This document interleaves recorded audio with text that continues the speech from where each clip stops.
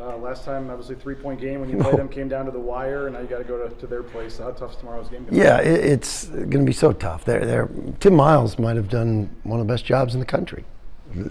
No ifs, ands, or buts. He's got great players that he assembled, and they play so consistently, and they're doing so many good things. And we know that they had our attention before we played them. Obviously, it wasn't like we had a pretty good first half, and then they handed us our hats the second half. They're a great team.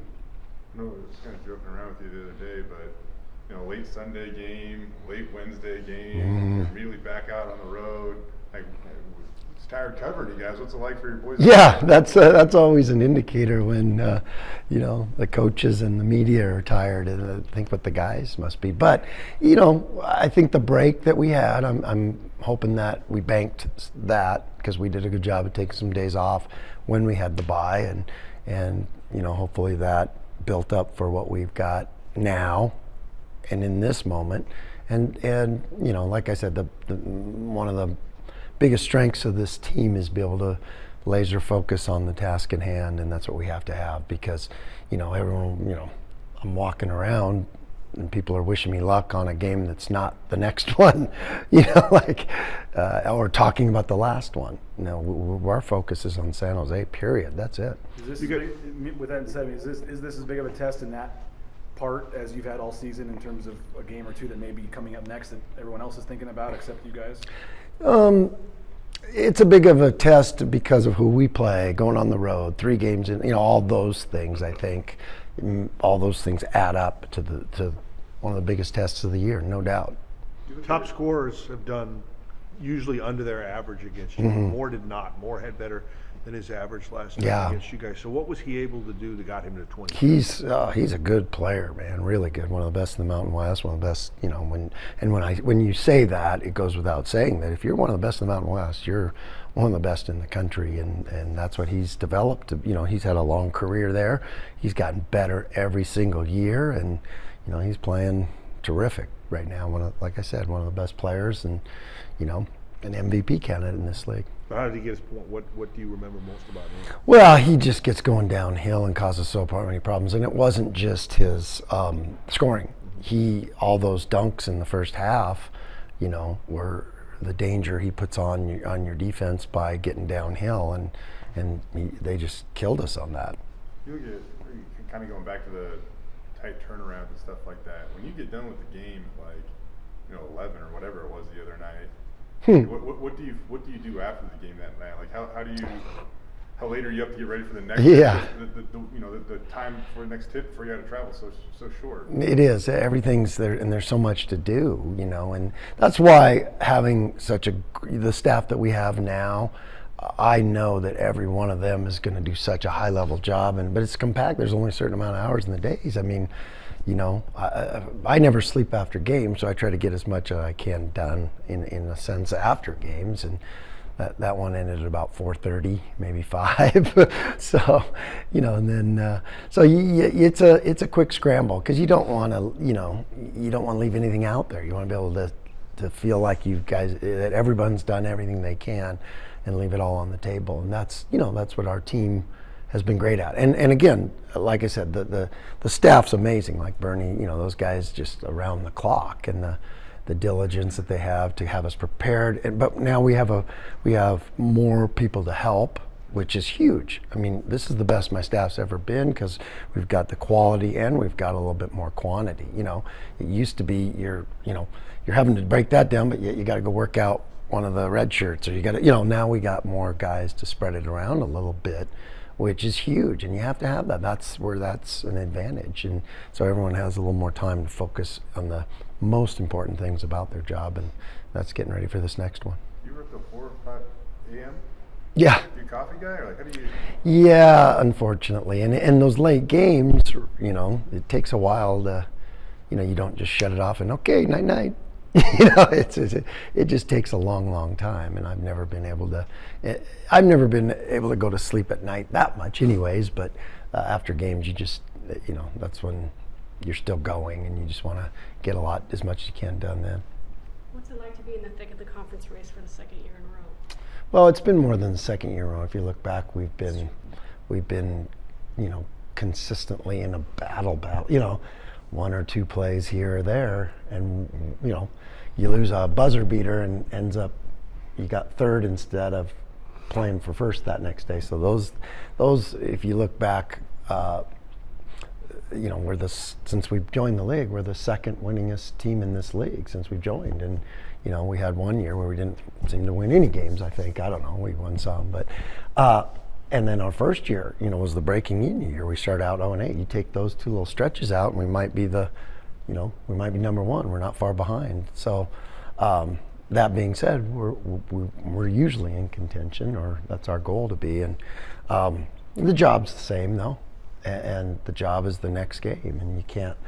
It's such a fine line. You guys have seen these teams. It's such a fine line. If you said this team was in first and they're in seventh right now, they could be in first. It's that close. And so it's just a matter of being able to take care of business night in, night out, and it's so much more about the process than the outcomes. And when you can focus in on that, and we're judged by the outcomes, but we're hired and we do what we do because of the process. And that's when you can focus on that and get great at focusing on that and understanding that, that's when you have a good team. The way Nosh plays, is he better the longer he's on the court? I think he's better the more tired other people get. So yes, that could be what you're saying, just a different way to kind of say it. When other people get tired, Nosh doesn't seem to. And so as I'm subbing, I try to keep that in mind a little bit. The last 3 games have been some real close wins. How well is the team doing closing out the final minutes? It seems pretty darn good, and especially like these last 2 years. If you look last year, every game was final 2 minutes, every single one of them. And it seems like this year's like that. And I was talking to another coach, and he said something about close games. I said, yeah, I know what you're talking about. Every single one we play is like that. And look at our results mostly, even when it ended up 20 a couple times, didn't, you feel like you're 1 or 2 possessions away from it being a final minute game. It's just weird how that can happen too. The differences in the arenas and levels and shapes and sizes and crowd sizes in this league is always different. The aptly named Event Center in San Jose, what are the challenges of playing there? Well, because it's so different. No doubt. It is a huge challenge because it's not what you're used to. And so when you do something that's so outside of what you're used to, you gotta adjust. And so we have to have the mindset that's right for that atmosphere, whatever we may face.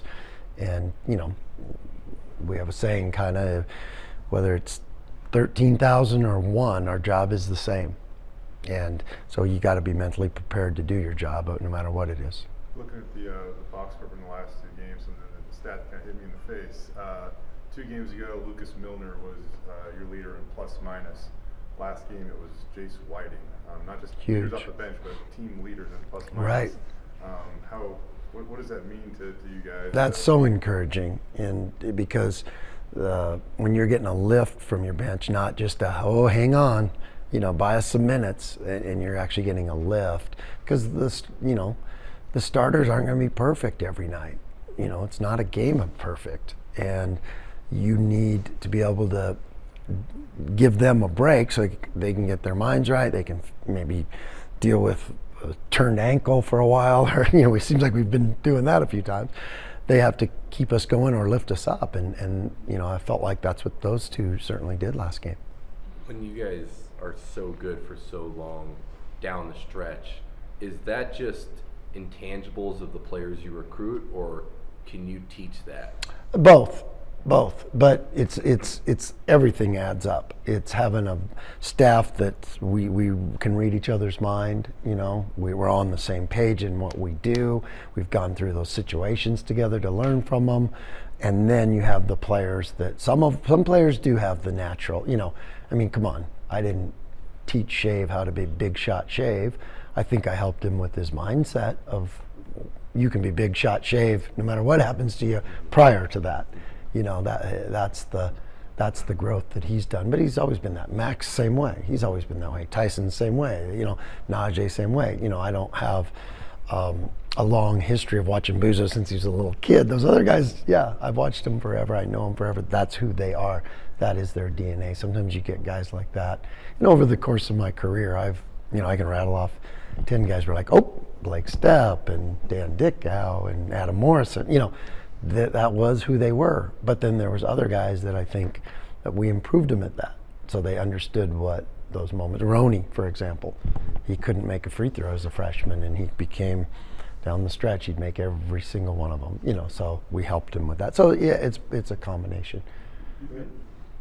You get, if you want to go like average net ranking, the Mountain West is the 5th best conference in college basketball, and like significantly higher than it was last year when you guys got 4 teams in advance.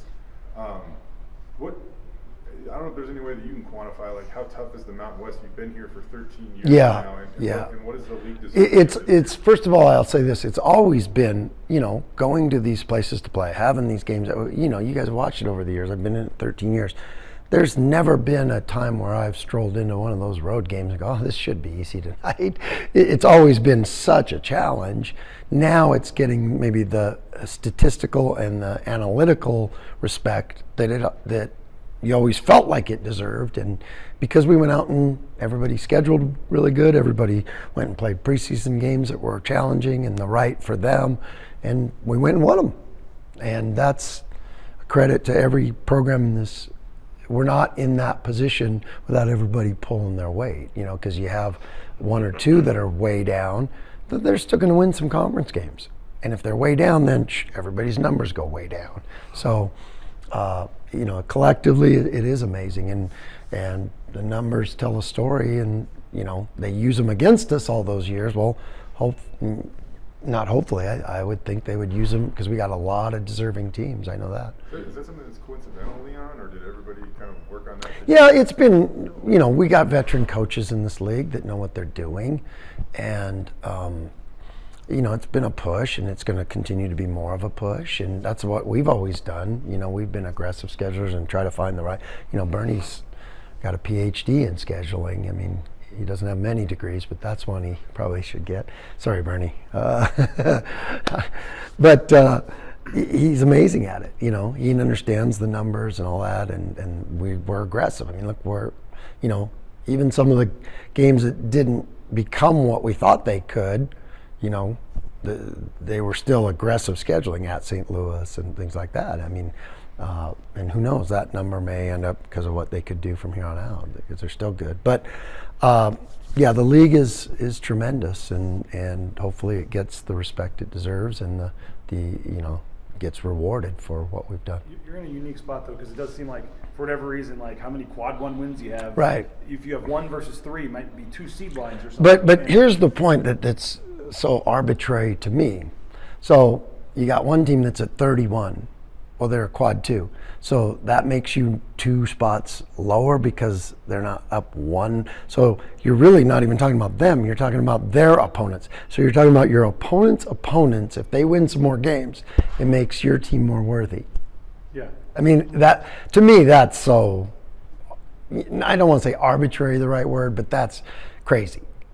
So they're 1 number off. They only have 1 quad 1, or, you know.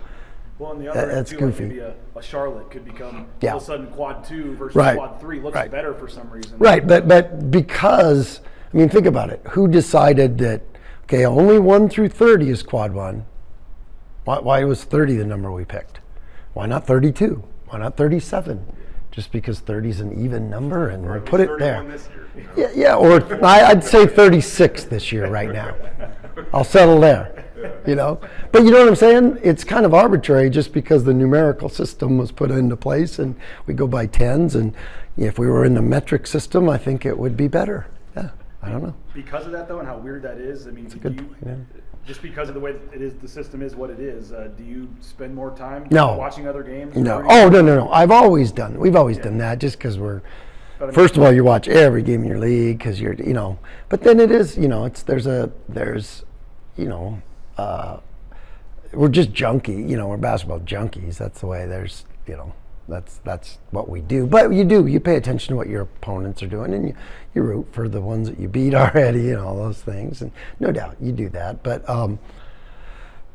not to the level of concentrating on the numbers and worrying about, oh, I hope this team goes from 30. It's going to happen. It's going to happen. You have no control of it, so you can't waste time doing it. But yeah, it's something to watch. It's fun. We have a fan part of us too, no doubt. How often are you, Max and Cade, watching games together? Yeah, Max is always the one that hangs with me and does it the most. So it's always been. I mean, that's a lifelong thing, and it wasn't just, Brock and I used to watch Kellen Moore over and over again before we came down here, all those things. And it's just been always what we do. And my poor wife, she's just always loved it. 4 boys in the house, and what games are we watching today? And, we even joke like 43 days till the USFL starts. The XFL is going on right now. Yeah, I know. It's, but that's just what we do, and I just love sports, love competition, all sports, and I don't know, it's a big part of our lives, and that's what's cool about my staff too. Duryea and Burns and all those guys, and Berto, and they're sports junkies, and it starts with basketball, no doubt, but we know trivia about every single sport, and we watch everything, and but just kind of the way that we like to do. We get a lot of enjoyment out of it.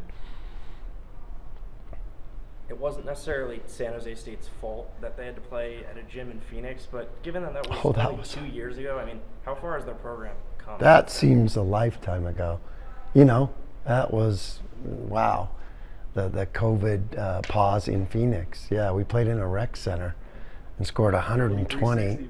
Yeah. That was one of those. Are we really playing a Division I game right here, right now? And our guys back then, did a great job handling it, and we made the best of it. And that's what. But yeah, to your point, this program has came so far under Coach Miles in such a short period of time. That's the crazy thing.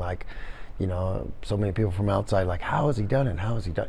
He's a heck of a coach, and he knows what he's doing, and he was a great hire by them. And like I said, he's done one of the best jobs in the country, bar none.